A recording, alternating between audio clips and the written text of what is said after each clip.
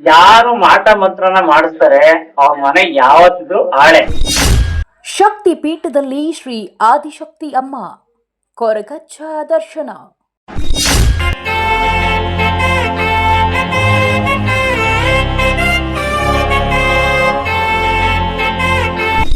ಮನುಷ್ಯಗೆ ಬೇಕಾಗಿರೋದು ಒಂದು ನೆಮ್ಮದಿ, ಅದು ಸಿಕ್ಕಿದೆ ಸರಿ ಹೋಗುತ್ತೆ. ಭೂತಾದಿಗಳೆಲ್ಲ ನಮ್ಗೆ ಆಹಾರ ಕೇಳಿದ್ರೆ ಸಂಜೆ ಹೊತ್ತು ಭೂತಾದಿಗಳೆಲ್ಲ ನಾವು ಸಂಜೆ ಆಹಾರ ಏನ್ ಕೊಡ್ತೀವಿ ನಾವು ಆಹಾರ ಭೂತಾದಿಗಳು ಸ್ವೀಕರಣೆ ಮಾಡ್ತೇವೆ. ಸ್ವೀಕರಣೆ ಮಾಡಿ ನಮ್ಗೆ ಎಂತ ಕೆಲಸ ಬೇಕೋ ಅಂತ ಕೆಲಸ ಮಾಡ್ಕೊಡ್ತೇವೆ. ನಿಮ್ಮ ಕನಸಿನ ದಾರಿ ಹುಡುಕಿಕೊಳ್ಳೋಕೆ ಎಲ್ಲಿದೆ ನಿಮಗೆ ಪರಿಹಾರ? ತಾಯಿ ನಂಬಿಕೆ ಇದೆ. ದೇವಸ್ಥಾನ ಅಂತ ಅಂದ್ರೆ ಭಕ್ತಾದಿಗಳು ಬಂದು ಅವರೇ ಪ್ರಸಾದ ಅಂತ ಕೇಳ್ಕೊಂಡ್ರೆ ಅದ್ರ ಅವರಂತಲೇ ನಡೆದ. ನಾನು ಅನ್ಕೊಂಡಿದ್ದ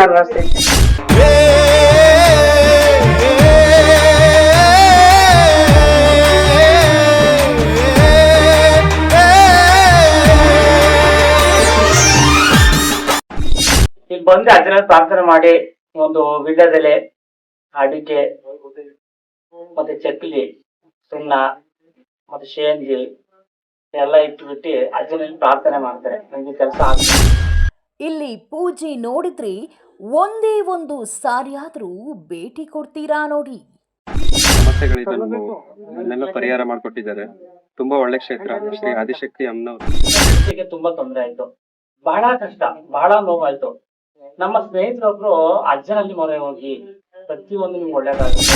ಕತ್ತಲೆ ಕಳೆಯಮ್ಮ ತಾಯಿ ಬೆಳಕಿನ ದಾರಿಯ ತೋರಿ, ಕತ್ತಲೆ ಕಳೆಯಮ್ಮ ತಾಯಿ ಬೆಳಕಿನ ದಾರಿಯ ತೋರಿ, ಮಂಗಳವಾದ್ಯಗಳು ಮೊಳಗಲಿ ಮಂದಿರವೆಲ್ಲ ತುಂಬಿ, ಮಂಗಳವಾದ್ಯಗಳು ಕೊರಗಜ್ಜನ ದರ್ಶನ ಪಡೆಯೋಕೆ ಇಲ್ಲಿ ಯಾಕೆ ಬರ್ತಾರೆ ಗೊತ್ತಾ?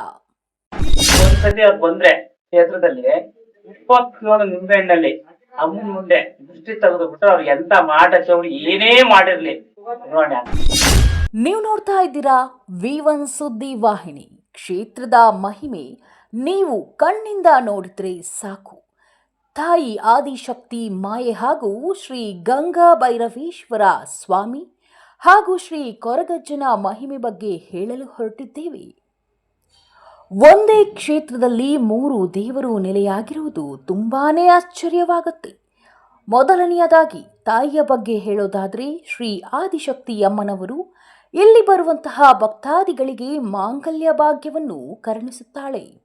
ಹಾಗೆ ದೀರ್ಘ ಸುಮಂಗಲ್ಯ ಬೇಕು ಅನ್ನೋರು ಈ ತಾಯಿಯ ದರ್ಶನ ಮಾಡಿದ್ರೆ ಸಾಕಂತೆ ಈ ತಾಯಿ ಹತ್ರ ಬೇಡಿಕೆ ಇಟ್ಟು ಇಲ್ಲಿ ನಡೆಯುವ ಅಮಾವಾಸ್ಯೆ ಹುಣ್ಣಿಮೆ ದಿನದಂದು ಹೋಮದಲ್ಲಿ ಭಾಗಿಯಾದರೆ ಅವರ ಮಾಂಗಲ್ಯ ಭಾಗ್ಯ ಗಟ್ಟಿಯಾಗಿರುತ್ತೆ ಎಂಬುದು ಇಲ್ಲಿನ ಭಕ್ತಾದಿಗಳ ನಂಬಿಕೆ ಕೂಡ. ಸಂತಾನ ಭಾಗ್ಯ ಎಷ್ಟೋ ಜನಕ್ಕೆ ಇದೊಂದು ಕೊರತೆಯಿಂದ ಒಳಗಾಗಿದ್ದಾರೆ. ಹಾಗಿದ್ರೆ ಇನ್ನು ಮುಂದೆ ಕೊರತೆ ಮಾಡಬೇಡಿ. ಈ ದೇವಿಯ ದರ್ಶನ ಮಾಡಿ ತಾಯಿಯ ಹತ್ತಿರ ಬೇಡಿಕೆ ಇಟ್ಟರೆ ಸಾಕು. ಇಲ್ಲಿ ಯಾವುದೇ ರೀತಿಯಾದ ಆಡಂಬರ ಪೂಜೆ ಇಲ್ಲ. ತಾಯಿ ಹತ್ರ ಬೇಡಿಕೆ ಮತ್ತು ನಿಮ್ಮ ಬೇಡಿಕೆ ಈ ದೇವಿ ಆದಷ್ಟು ಬೇಗ ಈಡೇರಿಸುತ್ತಾಳೆ. ಇನ್ನು ಈ ದೇವಿಯ ಬಗ್ಗೆ ಹೇಳುತ್ತಾ ಹೋದ್ರೆ ದಿನಗಳು ಸಾಲದು. ಈಗಾಗಲೇ ಸುಮಾರು ವರ್ಷಗಳ ಹಿಂದೆ ನೆಲೆಯಾಗಿರುವ ಈ ತಾಯಿ ನಾನು ಇದೇ ಸ್ಥಳದಲ್ಲಿ ನೆಲೆಯಾಗಬೇಕು ಎಂದು ಸುಮಾರು ತಲೆಮಾರು ಹಿಂದೆ ನೆಲೆಯಾಗಿರುವಂತಹ ಶ್ರೀ ಆದಿಶಕ್ತಿ ಅಮ್ಮನವರು ಅವತ್ತಿಂದ ಇವತ್ತಿನವರೆಗೆ ಪೂಜೆ ಕಾರ್ಯಗಳು ಇದೇ ರೀತಿಯಾಗಿ ನಡೆದುಕೊಂಡು ಬಂದಿದೆ. ಇಲ್ಲಿನ ಧರ್ಮಾಧಿಕಾರಿಗಳಾದ ಶಿವಗುರುಗಳು ಯಾರೇ ಭಕ್ತಾದಿಗಳು ಬರಲಿ ತಾಯಿಯ ಮುಖಾಂತರ ಅವರ ಕಷ್ಟಗಳು ಏನಿದೆ ಎಂದು ನೋಡಿ ಕವಡೆ ಶಾಸ್ತ್ರದ ಮುಖಾಂತರ ಭಕ್ತರ ಕಷ್ಟವನ್ನು ಹೇಳುತ್ತಿದ್ದಾರೆ. ಹಾಗೆ ತಾಯಿಯ ದರ್ಶನ ಪಡೆದರೆ ನೀವೇ ಪುಣ್ಯವಂತರು ಅಂತ ಹೇಳಿದರೆ ತಪ್ಪಾಗಲಾರದು. ಹಾಗೆ ನೋಡುತ್ತಾ ಹೋದರೆ ಈ ಕ್ಷೇತ್ರದಲ್ಲಿ ಕೊರಗಜ್ಜ ದೈವ ನೆಲೆಯಾಗಿದ್ದಾರೆ. ಈ ಅಜ್ಜನ ಮಹಿಮೆ ಎಷ್ಟು ಹೇಳಿದರೂ ಸಾಲದು. ಯಾಕೆಂದರೆ ಇಲ್ಲಿ ನಡೆಯುವಂತಹ ಕೋಲ ಆಗಿರಬಹುದು, ಅಜ್ಜನ ನುಡಿಯಾಗಿರಬಹುದು, ಹಾಗೇ ಬರುವಂತಹ ಭಕ್ತರಿಗೆ ಅಜ್ಜ ಕೆಲಸ ಮಾಡಿಕೊಡುತ್ತಿರುವುದು ತುಂಬಾನೇ ಪವಾಡವಾಗಿದೆ. ಯಾಕೆಂದರೆ ಈಗಿನ ಕಾಲದಲ್ಲಿ ಮುಖ್ಯವಾಗಿ ನಮಗೆ ಬೇಕಿರುವುದು ಕೆಲಸ. ಆ ಕೆಲಸ ಎಷ್ಟೇ ಕಷ್ಟಪಟ್ಟರೂ ಆಗುತ್ತಿರಲಿಲ್ಲ. ಅದೇ ರೀತಿ ಇಲ್ಲಿ ಬರುವ ಭಕ್ತರು ಅಜ್ಜನಿಗೆ ಮೊರೆ ಹೋಗುತ್ತಿದ್ದಾರೆ. ಇಲ್ಲಿ ಅಜ್ಜನ ಹತ್ತಿರ ಬೇಡಿಕೆ ಇಟ್ಟು ಅವರ ಕೆಲಸವನ್ನೆಲ್ಲ ಸಕ್ಸಸ್ ಮಾಡಿಕೊಳ್ಳುತ್ತಿದ್ದಾರೆ. ಯಾಕೆಂದರೆ ಅಜ್ಜನ ಮಹಿಮೆ ಇಲ್ಲಿ ಬರುವಂತಹ ಭಕ್ತರು ಹೇಳುತ್ತಿದ್ದಾರೆ. ಯಾಕೆ ಈ ಅಜ್ಜನ ದರ್ಶನ ಪಡೆಯಲು ಅಷ್ಟು ಜನ ಬರುತ್ತಿದ್ದಾರೆ ಎಂದರೆ ಅವರ ಕೆಲಸ ಆಗಿರೋದರಿಂದ ಇಲ್ಲಿ ಭಕ್ತರು ಆಗಮಿಸುತ್ತಿದ್ದಾರೆ. ಅಜ್ಜನಿಗೆ ಆಡಂಬರ ಪೂಜೆ ಇಲ್ಲ. ನಿಮ್ಮ ಭಕ್ತಿ ಒಂದೇ ಅಜ್ಜ ಕೇಳುವುದು.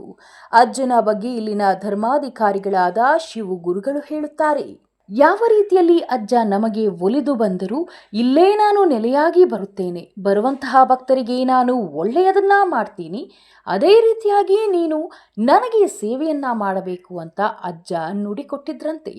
ಅದೇ ರೀತಿಯಂತೆ ಇಲ್ಲಿನ ಗುರುಗಳು ನಡೆಸುತ್ತಿದ್ದಾರೆ. ಮತ್ತೆ ಇಲ್ಲಿರುವಂತಹ ಗಂಗಾ ಭೈರವೇಶ್ವರ ದೈವದ ಬಗ್ಗೆ ಹೇಳುತ್ತಿದ್ದೇವೆ. ಗಂಗಾ ಭೈರವೇಶ್ವರ ಸ್ವಾಮಿ ಇಲ್ಲಿ ಯಾವುದೇ ರೀತಿಯಾದ ಬೇಡಿಕೆ ಇಟ್ಟು ಕುಂಬಳಕಾಯಿ ದೀಪ ಇಟ್ಟು ನಿಮ್ಮ ಸಂಕಲ್ಪವನ್ನ ಗಂಗಾ ಭೈರವೇಶ್ವರನ ಹತ್ತಿರ ಇಟ್ಟರೆ ನಿಮ್ಮ ಇಷ್ಟಾರ್ಥ ಸಿದ್ಧಿಯಾಗತ್ತೆ. ಹಾಗೆ ಅನೇಕ ಭಕ್ತರು ಈ ಗಂಗಾ ಭೈರವೇಶ್ವರನ ಹತ್ತಿರ ಮೊರೆ ಹೋಗಿ ಅವರ ಕೆಲಸ ಕಾರ್ಯಗಳೆಲ್ಲ ಸಕ್ಸಸ್ ಮಾಡಿಕೊಂಡಿದ್ದಾರಂತೆ. ಮತ್ತೆ ಇಲ್ಲಿ ಪ್ರತಿ ವರ್ಷದಂತೆ ಈ ವರ್ಷವೂ ಸಹ ಅದ್ದೂರಿಯಾಗಿ ಜಾತ್ರಾ ಮಹೋತ್ಸವ ಕಾರ್ಯಕ್ರಮ ಏರ್ಪಡಿಸಲಾಗಿತ್ತು. ಆ ಕಾರ್ಯಕ್ರಮಕ್ಕೆ ಸಾಕಷ್ಟು ಭಕ್ತರು ದೂರದ ಊರುಗಳಿಂದ ಈ ಕ್ಷೇತ್ರಕ್ಕೆ ಆಗಮಿಸಿದರು. ಅನೇಕ ಭಕ್ತರು ಕೊರಗಜ್ಜನ ಕೋಲದಲ್ಲಿ ಭಾಗಿಯಾಗಿ ಅಜ್ಜನ ದರ್ಶನ ಪಡೆದು ಧನ್ಯರಾದರು. ಹಾಗಿದ್ರೆ ನೀವು ಇನ್ನು ಯಾಕೆ ತಡ ಮಾಡ್ತೀರಾ? ಇಲ್ಲಿ ಕಾಣ್ತಿರುವ ನಂಬರನ್ನು ಸಂಪರ್ಕಿಸಿ. ನೀವು ಸಹ ತಾಯಿ ಶ್ರೀ ಆದಿಶಕ್ತಿ ಅಮ್ಮನವರ ದರ್ಶನ ಪಡೆಯಿರಿ. ಹಾಗೂ ಕೊರಗಜ್ಜನ ಹಾಗೂ ಗಂಗಾ ಭೈರವೇಶ್ವರ ಸ್ವಾಮಿಯವರ ದರ್ಶನ ಪಡೆದು ಇಲ್ಲಿ ನಡೆಯುವಂತಹ ಪೂಜೆ ಹಾಗೂ ಶಾಸ್ತ್ರ ಪ್ರತಿಯೊಂದು ಕಾರ್ಯಕ್ರಮಕ್ಕೂ ಭಾಗಿಯಾಗಿ ನಿಮ್ಮ ಕಷ್ಟವನ್ನೆಲ್ಲ ನೀಗಿಸಿಕೊಂಡು ತಾಯಿಯ ಕೃಪೆಗೆ ಪಾತ್ರರಾಗಿ. ಸಮಯ ದಿನ ಶ್ರೀ ಶಕ್ತಿ ಆದಿಶಕ್ತಿ ದೇವಸ್ಥಾನ, ಕತ್ತಿ ಮಲ್ಲೇನಹಳ್ಳಿ, ಅರಕಲಗೂಡು ತಾಲೂಕು, ಹಾಸನ ಜಿಲ್ಲೆ. ಬೆಳಿಗ್ಗೆ 6 ಗಂಟೆಯಿಂದ ಸಂಜೆ 4 ಗಂಟೆಯವರೆಗೆ. ಮಂಗಳವಾರ, ಶುಕ್ರವಾರ, ಭಾನುವಾರ ಅಮ್ಮನವರ ಹೂವಿನ ಪ್ರಸಾದ ಹಾಗೂ ಕವಡೆ ಶಾಸ್ತ್ರ ಇರುವುದು ಹಾಗೂ ಅಮಾವಾಸ್ಯೆ ದಿನ ವಿಶೇಷ ಹೋಮ ತೀರ್ಥ ಪ್ರಸಾದ ಇರುವುದು. ಹೀಗೆ ನಮ್ಮ ಚಾನಲನ್ನು ನೋಡ್ತಾ ಇರಿ. ಇನ್ನು ಮತ್ತಷ್ಟು ಕ್ಷೇತ್ರದ ಬಗ್ಗೆ ಪರಿಚಯ ಮಾಡುತ್ತೇವೆ. ನಮಸ್ತೆ. ನನ್ನ ಹೆಸರು ಸ್ವರೂಪ್ ಅಂತ ಸರ್. ನಮ್ದು ಇಲ್ಲೇ ನೆಹರು ನಗರ ಅಂತ ಸರ್. 2 ವರ್ಷದಿಂದ ಬರ್ತಾ ಇದೀವಿ. ಮನುಷ್ಯನಿಗೆ ಬೇಕಾಗಿರೋದು ಒಂದು ಒಳ್ಳೆ ಜೀವನ. ಇಲ್ಲಿಗೆ ಬಂದ್ಮೇಲೆ ತುಂಬಾ ಇದ್ದಿದ್ನ ಪರಿಹಾರ ಮಾಡ್ಕೊಟ್ಟಿದ್ದಾರೆ. ನನಗೂ ತುಂಬಾ ತೊಂದರೆಗಳಿದ್ದು ಎಲ್ಲವನ್ನು ಪರಿಹಾರ ಮಾಡ್ಕೊಂಡು ಇವಾಗ ಚೆನ್ನಾಗಿದೆ ಸರ್. ಮನುಷ್ಯಗೆ ಬೇಕಾಗಿರೋದು ಒಂದು ನೆಮ್ಮದಿ, ಅದು ಸಿಕ್ಕಿದೆ ಸರ್. ಇವಾಗ ಪರ್ಸನಲ್ ಸಮಸ್ಯೆಗಳಿದ್ದು ಅದನ್ನೆಲ್ಲ ಪರಿಹಾರ ಮಾಡ್ಕೊಟ್ಟಿದ್ದಾರೆ. ತುಂಬಾ ಒಳ್ಳೆ ಕ್ಷೇತ್ರ ಶ್ರೀ ಆದಿಶಕ್ತಿ ಅಮ್ಮನವ್ರದ್ದು. ಅವ್ರ ಮಹಿಮೆ ತುಂಬಾ ಅಪಾರವಾದದ್ದು. ನಿಜವಾಗ್ಲೂ ಒಳ್ಳೆ ದೈವ. ನಂಬಿಕೆ ಇಟ್ಟು ಬಂದ್ರೆ ಆಗತ್ತೆ. ಜನರು ಇನ್ಮೇಲೆ ನಂಬಿಕೆ ಇಟ್ಟು ಬಂದು ಸ್ವಲ್ಪ ತಾಳ್ಮೆ ಇರ್ಬೇಕು. ಎಲ್ಲ ಒಂದೇ ಸರಿ ಆಗ್ಬೇಕಂದ್ರೆ ಆಗೋದಿಲ್ಲ. ತಾಳ್ಮೆಯಿಂದ ಬಂದು ಅಮ್ಮನವ್ರ ಹತ್ರ ಕೇಳ್ಕೊಂಡ್ರೆ ಆಗುತ್ತೆ ಸರ್. ಪುಟ್ಟರಾಜು ಅಂತ ಇಲ್ಲಿ ಮುದ್ಗೋಡ್ನಳ್ಳಿಯಿಂದ ಬಂದಿರೋದು. ಇಲ್ಲಿ ಅರ್ಕೋಡಿಂದ ಕಟಿಮನಹಳ್ಳಿಗೆ ಬರೋಕೆ ಹಿಡಿದು ಒಂದ್ 3 ವರ್ಷ ಆಗಿದೆ. 3 ವರ್ಷದಿಂದ ನಂಗೆಲ್ಲ ಸಕ್ಸಸ್ ಕೆಲಸ ಒಳ್ಳೆದಾಗಿದೆ. ಯಾರು ಬರೋಂತ ಭಕ್ತಾದಿಗಳು ಬಂದು ಒಳ್ಳೇದ್ ಮಾಡ್ಕೋಬೇಕು, ಈ ಕ್ಷೇತ್ರದಲ್ಲಿ ಇಂಪ್ರೂವ್ ಆಗ್ಬೇಕು ಅಂತ ಹೇಳ್ತಾರೆ. ಅಮ್ಮ ಮಾಡ್ರೆ ಒಳ್ಳೇದ್ ಮಾಡಿದಕ್ಕೋಸ್ಕರನೇ ನಾವು ಕೈ ಹೆಗ್ಲು ಎಲ್ಲ ಕೊಟ್ಟು ನಿನ್ನೆ ರಾತ್ರಿ ನಮ್ಗೆ ಖುಷಿ ಅನ್ನೋದು ತಂದೆ ಕ್ಷೇತ್ರದಲ್ಲಿ. ಆದ್ರೆ ಭಕ್ತಾದಿಗಳಿಗೂ ಹೆಚ್ಚಿಗೆ ಸಂಖ್ಯೆ ಸೇರ್ಸ್ಕೊಂಡು ಅವ್ರಿಗೂ ಕೊಲೈಸ್ಕೊಂಡು ಹೋಗ್ಬೇಕು ಅಂತ ಹೇಳ್ತೇನೆ. ಏನೋ ಒಂದ್ ಸಾಧನೆ ಮಾಡ್ಬೇಕು ಅಂತ ಅದು ಅಪೇಕ್ಷೆ ಪಟ್ಟಿದ್ವಿ. ಅದು ಅಪೇಕ್ಷೆ ಆಗಿದೆ. ತಾಯಿ ನಂಬಿಕೆ ಇದೆ. ದೇವಸ್ಥಾನ ಅಂತ ಅಂದ್ರೆ ಭಕ್ತಾದಿಗಳು ಬಂದು ಅವರೇ ಪ್ರಸಾದ ಅಂತ ಕೇಳ್ಕೊಂಡ್ರೆ ಅದ್ರ ಅವರಂತಲೇ ನಡೆದದ್ದು. ಕ್ಷೇತ್ರ ತುಂಬಾ ಇಂಪ್ರೂವ್ ಆಗಿರೋದು ಅಂತಂದ್ರೆ ಗ್ರಾಮ ದೇವತೆ ಎಷ್ಟು ಇಂಪ್ರೂವ್ ಆಗಿದೆಯೋ ಅಷ್ಟೇ ಕ್ಷೇತ್ರದಲ್ಲಿ ಒಳ್ಳೇದ್ ಮಾಡ್ತಾರೆ. ಮದ್ವೆದು 2 ಆಗೈತು. ನಾನು ಅನ್ಕೊಂಡಿದ್ದಲ್ಲ 3 ವರ್ಷ ಅನ್ಕೊಂಡಿದ್ದೆ. 2 ವರ್ಷ ಈಗ ಬಂದ್ಮೇಲೆ ಒಳ್ಳೆ ಮದ್ವೆ ಆಯ್ತು. ನಾನು ಅನ್ಕೊಂಡಿದ್ದೆ 4 ವರ್ಷ ಐತೆ ಮರಿ ಕೊಡ್ತೀನಿ ಅಂತ ಮಾಡ್ಕೊಂಡಿದ್ದೆ. ನಮ್ಗೆಲ್ಲ ಅನುಕೂಲ ಆಗೈತೆ. ಕ್ಷೇತ್ರದಲ್ಲಿ ಹೇಗೆ ಅಂದ್ರೆ ಅಕ್ಕಿ ವಿಚಾರ ಬಂದಾಗ 11 ರೂಪಾಯಿ ಕಾಯಿನ್ ಕಟ್ಬಿಟ್ಟು ಹೋಗಿ ನನ್ಗಿಂತ ಕೆಲಸ ಆಗ್ಬೇಕು ಅಂತ ಮುಂದೆ ಟಿಶ್ಯೂಲ್ ಅರ್ಕೆನ ಕೊಡ್ತಾರೆ. ಹಾಕಿದ ನಂತರ ನನಗೆ ನಾನ್ ವೆಜ್ ಸಂಬಂಧಪಟ್ಟಂಗೆ ಎಲ್ಲ ಜೋಡಿ ಕೋಳಿನೋ ವಾತ ಮರಿ ಕಪ್ಪು ಮರಿನ ನನಗೆ ಕೊಡ್ತೀನಿ ನಮ್ಮ ನನಗೆ ಒಳ್ಳೇದಾಗಿದೆ ಅಂತ ಪ್ರಾರ್ಥನೆ ಮಾಡ್ತಾರೆ. ಖಂಡಿತಲು ಒಳ್ಳೇದಾಗಿದೆ. ಇಲ್ಲೇ ಅವ್ರ ಸ್ವಇಚ್ಛೆಯಿಂದ ಅವರೇ ಅಡಿಗೆ ಮಾಡಿ ಇಲ್ಲೇ ಎಡೆ ಕೊಟ್ಟು ಊಟನ ಕೊಡ್ತಾರೆ. ತಡೆ ಅಂದ್ರೆ ಬಹಳ ವಿಶೇಷವಾಗುತ್ತೆ. ನಮ್ಗೆ 8 ಗಂಟೆ ಒಳಗಡೆ, ಬೆಳಗಿನ ಜಾವ 8 ಗಂಟೆ ಒಳಗಡೆ, ಮತ್ತೆ ಸಂಜೆ 6 ಗಂಟೆ ಮೇಲೆ. 12 ಗಂಟೆ ರಾತ್ರಿ ಆದ್ರೂ ಪರವಾಗಿಲ್ಲ, 9 ಗಂಟೆ ಆದ್ರೂ ಪರವಾಗಿಲ್ಲ, ಸಂಜೆ ಹೊತ್ತು ಮಾಡ್ಬೇಕು. ಆ ತಡೆ ಎಂತ ಕಷ್ಟ ಇರುವೆ ಆ ತಡೆ ನಿವಾರಣೆ ಆಗುತ್ತೆ. ಭೂತಾದಿಗಳೆಲ್ಲ ನಮ್ಗೆ ಆಹಾರ ಕೇಳಿದ್ರೆ ಸಂಜೆ ಹೊತ್ತು ಭೂತಾದಿಗಳೆಲ್ಲ ನಾವು ಸಂಜೆ ಆಹಾರ ಏನ್ ಕೊಡ್ತೀವಿ ನಾವು ಆಹಾರ ಭೂತಾದಿಗಳು ಸ್ವೀಕರಣೆ ಮಾಡ್ತೇವೆ. ಸ್ವೀಕರಣೆ ಮಾಡಿ ನಮ್ಗೆ ಎಂತ ಕೆಲಸ ಬೇಕೋ ಆ ಕೆಲಸ ಮಾಡ್ಕೊಡ್ತೇವೆ. ಅಮಾವಾಸ್ಯೆ, ಹುಣ್ಣಿಮೆ, ಮಂಗಳವಾರ, ಶುಕ್ರವಾರ, ಭಾನುವಾರ, ಗುರುವಾರ ತಡೆಯಲು ಬರ್ತದೆ. ಅಜ್ಜ ಇಲ್ಲಿ ಹೇಗೆ ನೆಲೆಯಾಗ್ತು, ಹೇಗೆ ಬಂತು ಅಂದ್ರೆ ನಮ್ಗೆ ತುಂಬಾ ಕಷ್ಟ ಆಯ್ತು. ತುಂಬಾ ಕಷ್ಟ ಆದಾಗ ದೇವಸ್ಥಾನ ಆಗ್ಬೋದು, ಮತ್ತೆ ಇಲ್ಲಿಗೆ ಏನ್ ಆದಿಶಕ್ತಿ ಪೀಠ, ಆದಿಶಕ್ತಿ ಧರ್ಮಕ್ಷೇತ್ರ ಅಂತ ಏನ್ ಹೇಳ್ತೀವಿ, ಇಲ್ಲಿಗೆ ಈ ಕ್ಷೇತ್ರ ನಡೆಸಿಕೆ ತುಂಬಾ ತೊಂದರೆ ಆಯ್ತು. ಬಹಳ ಕಷ್ಟ, ಬಹಳ ನೋವಾಯ್ತು. ನಮ್ಮ ಸ್ನೇಹಿತರೊಬ್ರು ಅಜ್ಜನಲ್ಲಿ ಮೊರೆ ಹೋಗಿ ಪ್ರತಿಯೊಂದು ನಿಮ್ಗೆ ಒಳ್ಳೇದಾಗುತ್ತೆ ಅಜ್ಜನ್ ಕೇಳ್ಕೊಂಡ್ವಿ.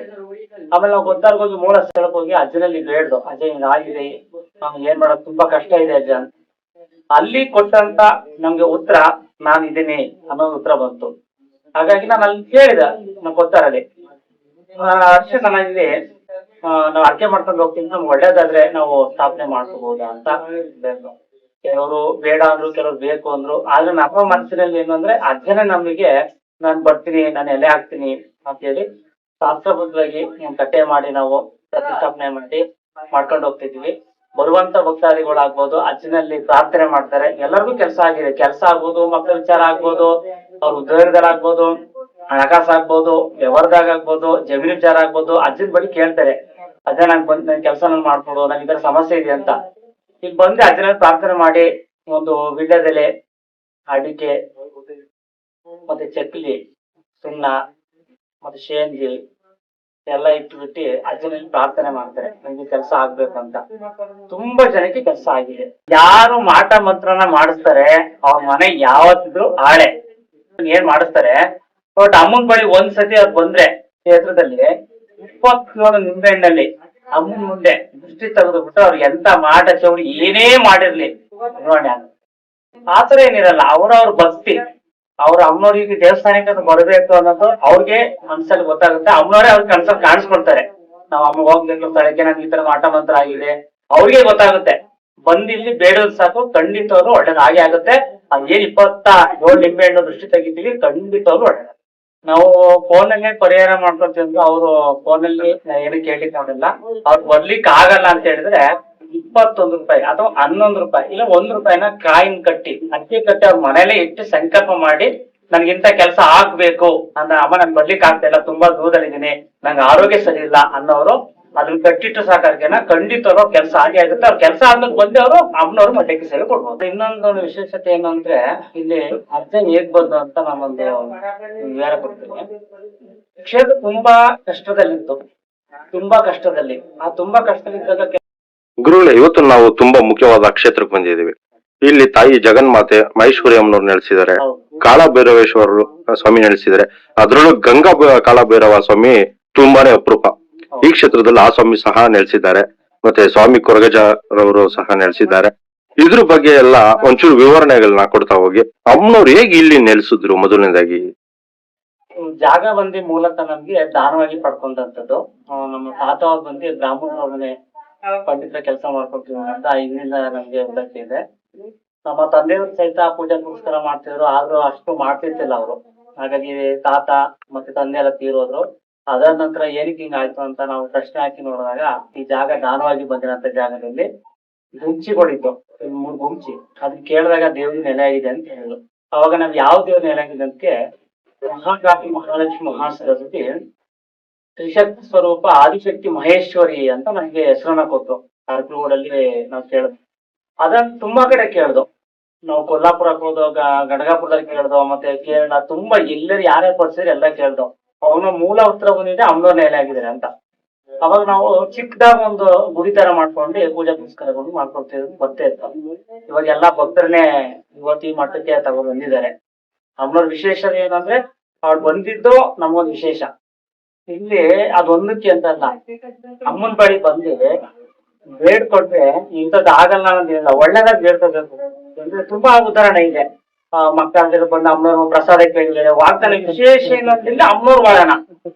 ಅಮ್ಮನವ್ರ ವಾಗ್ದಾನ ಇಲ್ಲಿ ಬಂತು ಅಂದ್ರೆ ವಾಗ್ದಾನದಲ್ಲಿ ಎಲ್ಲ ಶತಸಿದ್ಧವಾಗಿ ಕೆಲಸ ಆಗುತ್ತೆ.